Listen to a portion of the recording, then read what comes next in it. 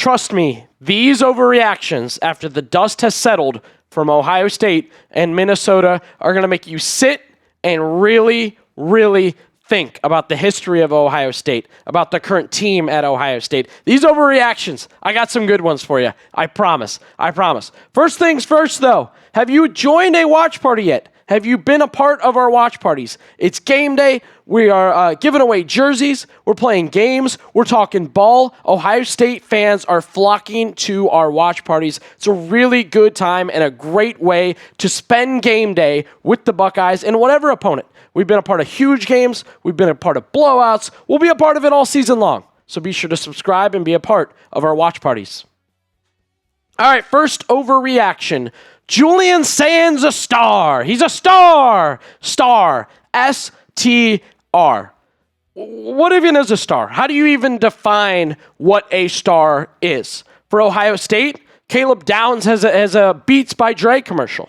Jeremiah Smith is in the Heisman conversation. It's really tough to use the word star for a redshirt freshman that's played 5 games. But geez, I think he's trying to get in there. He's trying to get in there. I do think it's an overreaction to think star power, star level. Yeah, I do think Jeremiah Smith. I do think Caleb Downs. I don't think of Julian Sayin as a star yet. Johnny Manziel was a star, right? Tim Tebow was a star in college football. It's just too early. It's just too early. However, I'm sprinkling this tidbit to go against my overreaction. He could get there. He could really, really get there. He went Super Saiyan mode tonight. He was awesome against Minnesota. He's getting better and better every single week. I like everything Julian Sayin does. There's not really a habit or something he does that I think is going to keep him from being great. We'll keep the star power in mind. We'll keep the star power in mind, but it's an overreaction to think that right now Julian Sayin is on that Caleb Downs, Jeremiah Smith star level. But if you want to disagree with me, have at it. Sound off in the comment section below. Is Julian Sayin on a star level already after 5 games? If you think yes, type Y. If you disagree and think he's still got some time, type N for no. All right, I might need some people to jump in on this, help out on this. I've got my knowledge of Ohio State, but I know a lot of people have their opinions and their knowledge going back hundreds of years, 50, 60, 70 years. Is this an all-time top 5, top 3, top 2 Ohio State defense? Again, 5 games in, you can look at the competition that you've had, the things Ohio State's done, the players they have, the picks they're going to get out of this in the NFL draft. I think it's a proper reaction to think when you look in Ohio State history at the end of the season, there's a good chance this defense is talked about. That you say to yourself, I remember those games because they were shutting teams down. 5 games, nobody has scored 10 points. Time and time again, they show up and show out. You've heard me say it a million times. If you want to talk picks, Caleb Downs is going to go in the top 10. If you want to talk historic Ohio State names, the Sonny Styles name definitely should be up there. If you want to talk about progress and getting better, Caden Curry's waited for his time to look good on this team. Davison Igbinosun has found a way to transfer into this program and become a scarlet and gray bleeding Buckeye difference maker. This is an all-time Ohio State defense. There are great names throughout the history of this program. I really believe that. But so far, they have shown me nothing not to support the fact that this is a really, really good team that will be remembered for a really, really long time because of how good this defense is. Other years absolutely have the talent, have the story, and I think will blend in with this group, but definitely think this group, this 2025 Ohio State defense, will be remembered. All right, I want to let you guys know this episode is brought to you by PrizePicks. You and I make decisions every day, but on PrizePicks, being right can get you paid. Don't miss any of the excitement this season on PrizePicks, where it's good to be right.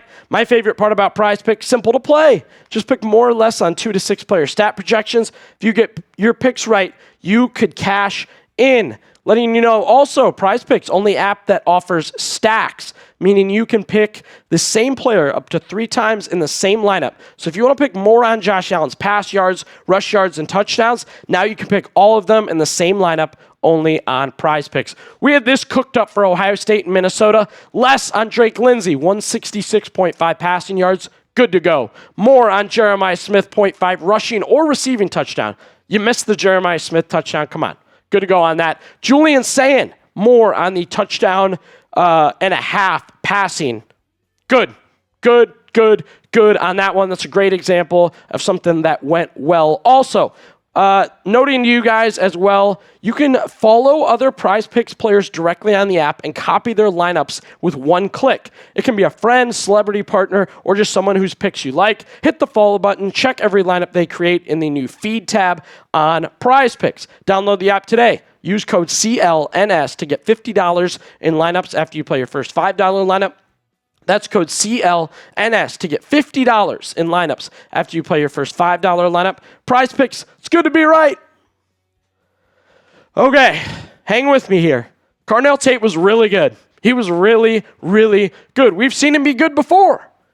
He was good again Saturday night. The lights were bright. It was a solid defense against Minnesota. He outshined Jeremiah Smith, which is really hard to do. Is Carnell Tate on the same level as Jeremiah Smith? Are they both as good as each other? Are they equally talented? Are they both the number one receiver on any team? Could they both be such and such pick in the NFL draft? I still think this is an overreaction. Jeremiah Smith is a freak. He's an alien. He's a difference maker on every single team in college football. There's teams you put Carnell Tate on, yeah, he's automatically the number one receiver. There's teams you put Carnell Tate on, and he's still kind of debated as maybe the number 1B. I don't know.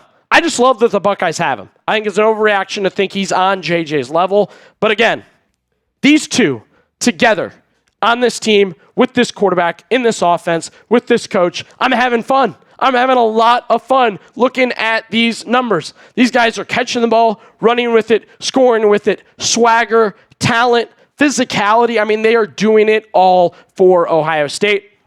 I'll say it's an overreaction to think Carnell Tate is as good as Jeremiah Smith. Doesn't mean I'm not going to sit back and enjoy every single moment of these two on the same offense. What do you think? Is Carnell Tate absolutely, no doubt, the number one best wide receiver 2, second best receiver? Every team's number 1. Look at their number 2. Compare him to all the number 2s. Is he the best in the country? Best you can have as next man up at the wide receiver position? Type 1 for yes if you agree, or 0 for no if you think there's other options there. Moving on with our overreactions. All this talk about the defense, everything we've seen, and one name keeps popping up every single week. It is Arvell Reese. The question is he the best player on this historic, I already said it was historic, Ohio State defense? I think it's an overreaction. I think Arvell Reese is the beneficiary of what others do on defense. Not completely. He's an athletic freak, makes a lot of athletic plays. But I look at a play tonight from Sonny Styles. Plows straight through, hits the center, drives the running back to then turn left in to Arvell Reese. And that's not every play. Arvell Reese makes a lot of freakish plays. He's essentially a defensive end / linebacker, can do either, can play either. We saw that tonight. But I think this is a really talented defense that plays as a unit, and I think a lot of the time Arvell Reese benefits from that, from a Caleb Downs, from lockdown corners, from extra help at linebacker. I think Sonny Styles playing right next to him helps him out a lot. I love Arvell Reese. I told you guys about him preseason. He had another great game against Minnesota. It was hard to miss him. I hate the stat sheet for him. Every week I see the stat sheet and I just think, I felt like he was better than what we saw on the stat sheet. Still good stuff. Arvell Reese probably working his way into being a first-round pick in the NFL draft. I still don't think he's the best player on this Ohio State defense. What a game.